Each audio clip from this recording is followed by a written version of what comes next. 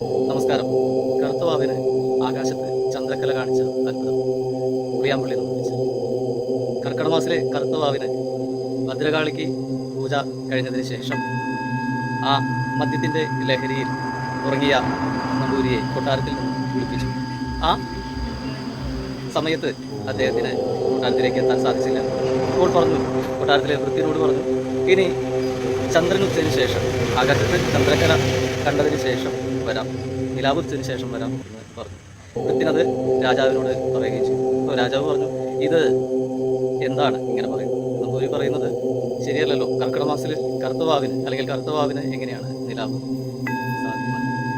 പക്ഷേ ദേവിയുടെ അത്രയും വലിയ ഉപാസകനായ ഉറിയാമ്പുള്ളി നമ്പൂതിരിച്ചൻ പറഞ്ഞാൽ അത് ദേവി കേൾക്കാതിരിക്കില്ല, അല്ലെങ്കിൽ പറഞ്ഞത് എന്തുമായാലും അത് സംഭവിച്ചു. അങ്ങനെ കൊട്ടാരത്തിലേക്ക് വന്ന സമയം ദേവിയെ വിളിച്ചു പ്രാർത്ഥിച്ചുകൊണ്ടാണ് നമ്പൂതിരിച്ചൻ കൊട്ടാരത്തിലേക്ക് പോകുന്നത്. അവിടെ എത്തുമ്പോൾ കാണുന്നത് ആകാശത്തെ ചന്ദ്രക്കല്ലാണ്. അതെങ്ങനെയാണ്? ദേവിയുടെ ഇടത്തെ കാതിലെ തോന്നാൻ നമ്പൂതിരി ആകാശത്ത് കാണിച്ചു എന്നാണ് ഐതിഹ്യം. അപ്പോൾ നമ്പൂതിരി കൊട്ടാരത്തിലെത്തുന്ന സമയത്ത് അവിടെ ചന്ദ്രൻ ഉച്ചിരി, നിലാവ് ഉച്ചിരി. അത് എല്ലാവർക്കും അത്ഭുതമായി.